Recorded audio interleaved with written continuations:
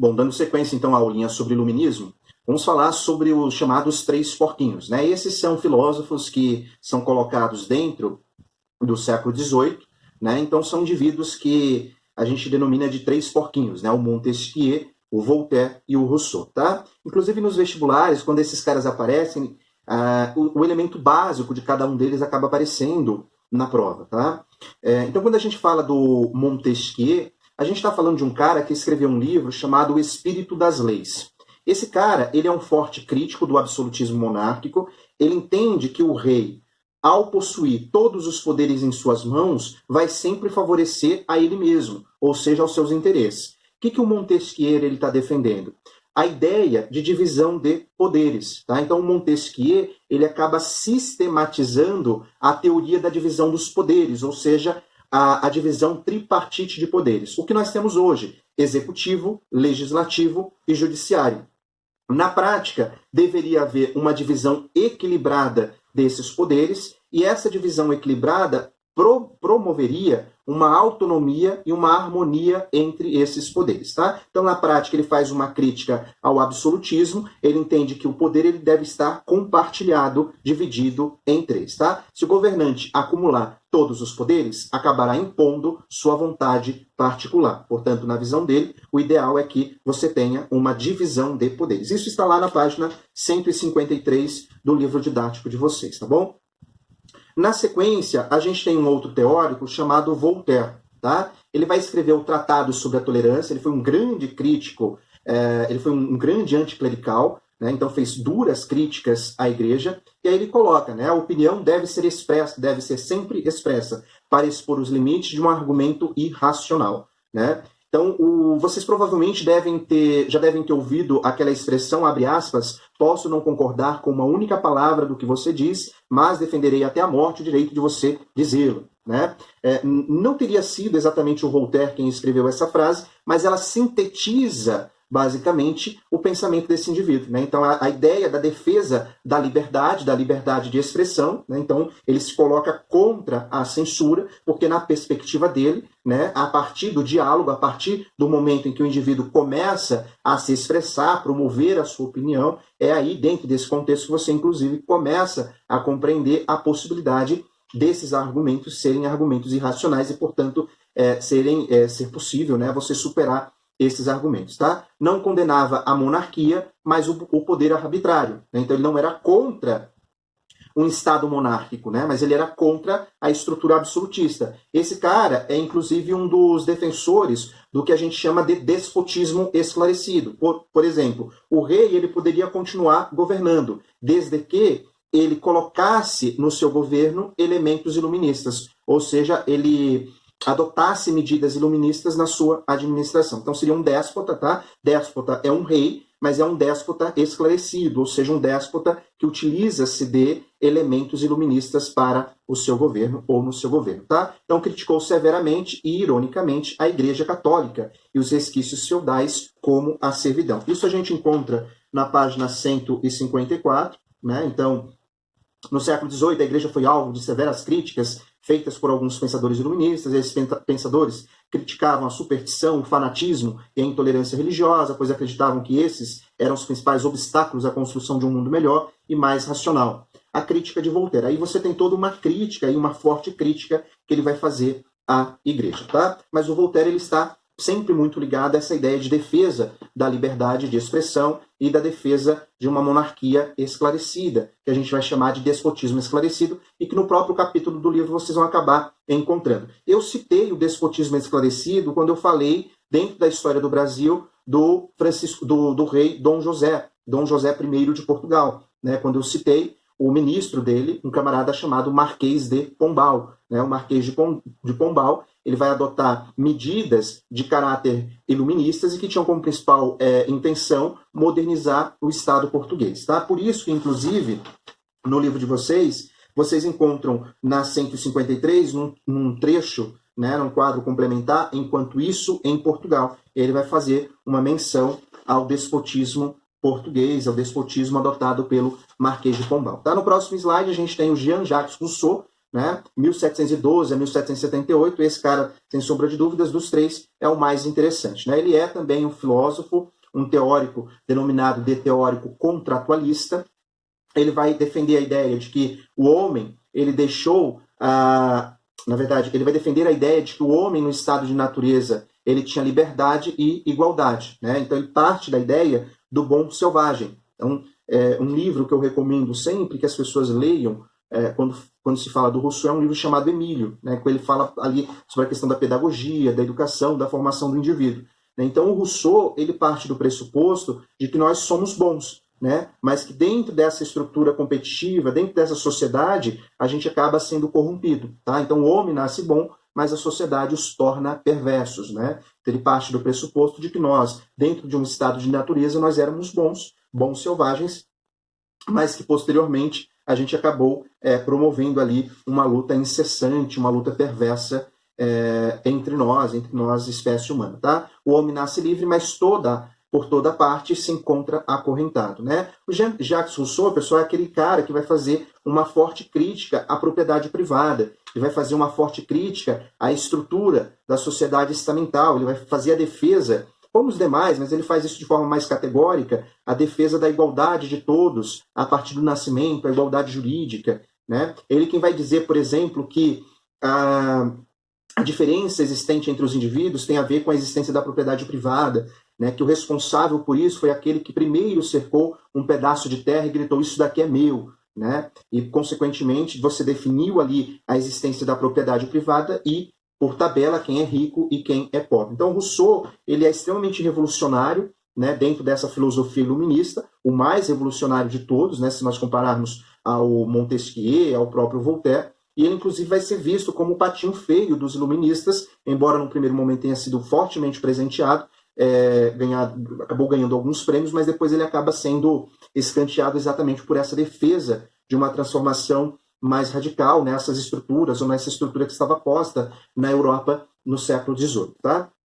Então, homens têm a potencialidade de ser bons ou ruins, né? A sociedade determina o caminho, portanto, o homem nasce bom, a sociedade pode corrompê-lo. Problema para Rousseau, a propriedade privada, origem da desigualdade entre os homens, que eu já acabei mencionando. Né? Qual que seria a solução? Né? Desenvolver um novo contrato social, sociedade democrática baseada na igualdade dos indivíduos, vontade geral, educação universal. Né? O Rousseau é o camaradinha que vai falar de democracia, vai falar de voto. Tá? Então, a origem da democracia moderna encontra lugar exatamente nos escritos do Jean-Jacques Rousseau. Agora a gente entra num outro aspecto que aparece, inclusive, na página 156 do livro de vocês, que são os economistas do iluminismo. O que a gente viu no primeiro momento foi o que a gente chama de liberalismo político. Ou seja, os teóricos que a gente mencionou, por exemplo, Rousseau, Montesquieu e Voltaire, eles vão criticar os aspectos políticos desse antigo regime. Só que nós vamos ter outros indivíduos criticando aspectos variados. Né? E esse outro grande aspecto variado, ou esse aspecto que será criticado também, é o aspecto econômico. Daí o liberalismo econômico. Tá? Então, o liberalismo econômico, ele é uma característica do iluminismo, né? O iluminismo tem lá o liberalismo político, o liberalismo econômico. Esses liberalistas econômicos, eles faziam uma forte crítica ao mercantilismo, que era a política econômica adotada pelos reis absolutistas. Né? Por quê? Porque esse mercantilismo determinava o quê? Uma forte intervenção do Estado na economia. Então você fazia uma defesa da superação dessa intervenção do Estado. Tá bom? E aí, quando a gente fala de economistas do iluminismo, a gente tem, inclusive no livro, na 156, num quadro, a liberdade econômica dos fisiocratas. Na França, a gente vai ter esses pensadores iluministas no campo econômico chamados de fisiocratas. Tá? O que esses caras entendiam? Que a economia é uma ciência natural, não depende da vontade humana, interferência é a causadora de crises e a terra é a fonte de toda a riqueza. Então, na prática, para esses economistas franceses, não deveria haver uma intervenção do Estado na economia, porque a economia é natural, é uma ciência natural. Portanto, não deveria haver uma interferência do indivíduo nas decisões econômicas. Além disso, eles partiam do pressuposto de que o que produzia riqueza para os indivíduos era a terra, era a agricultura. Tá? Então, os economistas franceses vão ser denominados de fisiocratas e vão ser defensores de uma expressão, de uma máxima, que é o laissez-faire, laissez-passer. na prática, representa o deixe fazer, deixe passar, ou seja, a não intervenção do Estado na economia. Tá? Então, nesse quadro da página 156, basicamente ele vai citar isso, né? Que dentro desses economistas críticos ao antigo regime, críticos ao mercantilismo, a política mercantilista, você vai ter os fisiocratas. Esses fisiocratas são os economistas franceses, tá bom? No próximo slide, a gente tem o Adam Smith, né? Que está ali defendendo, é o pai da economia moderna, né, o pai do liberalismo. Ele vai condenar fortemente, então, a intervenção do Estado na economia, vai condenar fortemente o mercantilismo, e ele vai defender a ideia de lei geral. Né? A lei geral, para ele, na verdade, significava a oferta e a procura. Então, não é o Estado que deve intervir na economia e que deve, de certa forma, taxar ou determinar o preço do produto. Né? O que produzir e como produzir, e quanto vai custar, vai depender muito da oferta e da procura desse produto. Tá? A concorrência, a divisão do trabalho, o livre comércio. Né? Tudo isso, na visão do Adam Smith, representaria uma harmonia e uma justiça social. Né? Então, nada de intervenção do Estado na economia, a concorrência ela é sadia, a divisão do trabalho ela é sadia, e o livre comércio também. Né? Então ele partia da ideia de que a riqueza das nações resultava da atuação de indivíduos que, movidos pelos seus próprios interesses, promoviam o crescimento econômico e a inovação tecnológica. Na prática, ele entendia que os indivíduos, ao produzirem o desenvolvimento pensando em si, eles também produziam o desenvolvimento do Estado, o desenvolvimento da sociedade, né? Elevado por uma mão invisível a provocar o bem-estar social. Então ele dizia que o Estado não deve intervir na economia porque os indivíduos eles estão sempre muito preocupados em se superar, em cada vez mais produzir, em cada vez mais estar à frente, né? Ou seja, se enriquecer. E aí se você produz cada vez mais, você se enriquece cada vez mais, você, claro, acaba enriquecendo, promovendo um enriquecimento dos demais. Né? A gente sabe que isso é relativo, não funciona muito bem. Tá? Mas o Adam Smith é esse camaradinho aí, que é o pai da economia moderna, vai falar de não intervenção do Estado na economia, lei da oferta e da procura, e vai defender essa metáfora, vai falar nessa metáfora a mão invisível do mercado. Existe uma mão invisível no mercado, e essa mão invisível se encarrega de colocar a economia no devido lugar. Ou seja, o que é essa mão invisível? A lei da oferta e da procura. Né? Então não há necessidade da mão do Estado intervir nessa economia. Derrubei o óculos.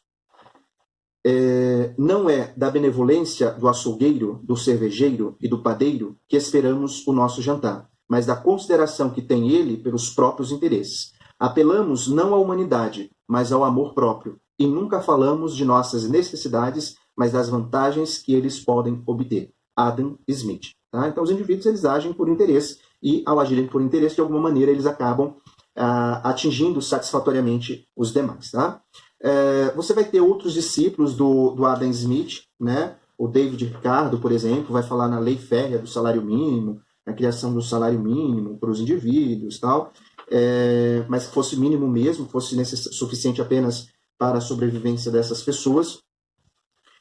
Mas depois a gente pode, em um outro momento, numa outra ocasião, mencionar esse aspecto. Para finalizar, a enciclopédia. Tá? Muitos foram os que produziram essa teoria iluminista, essa filosofia iluminista, e a gente vai ter dois pensadores, né, que além de escreverem também essa filosofia iluminista, eles serão responsáveis por compilar todo esse conhecimento que está sendo produzido dentro dessa conjuntura numa enciclopédia. Tá? O d'Alembert e o Diderot são os dois responsáveis pela constituição dessa enciclopédia, que na prática era uma síntese do pensamento iluminista. Foi estruturado em 35 volumes, né? E esses 35 volumes comportavam o pensamento de 130 autores, né? Que escreveram sobre esses princípios de crítica ao antigo regime. Tá? O que você encontra aí nessa enciclopédia são características como o racionalismo, a atividade científica, a crítica à Igreja Católica e o governo como resultado do contrato entre governantes e governados. Tá?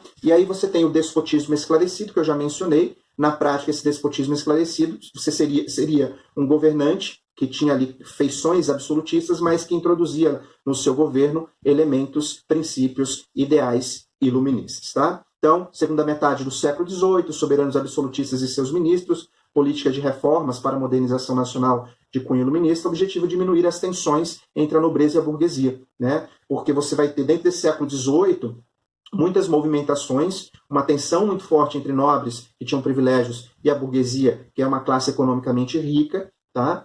E um caminho encontrado pelos reis absolutistas para se assegurarem no poder foram as chamadas reformas, de caráter iluminista, né? Então, por isso você vai chamar de despotistas esclarecidos. Quem não fez isso acabou enfrentando revoluções, como foi o caso do rei francês, a dinastia dos Bourbons na França, né? O rei Luís XVI. Né? Então, as principais medidas adotadas por esses déspotas esclarecidos: racionalizar a administração e a taxação de impostos, redução dos privilégios da aristocracia e do clero, incentivar a educação. Contradição: iluminismo era essencialmente anti-absolutista. Então, como é que você vai incluir elementos iluministas dentro de uma estrutura de Estado absolutista? Né? Extremamente contraditório. E aí tem alguns exemplos de reis que foram déspotas esclarecidos, tentaram modernizar as suas administrações. Tá? Depois vocês deem uma olhada, mas o que nos interessa, o grande expoente aí para a gente é o Marquês de Pombal, que foi aí o ministro do Dom José I, rei de Portugal. Tá bom?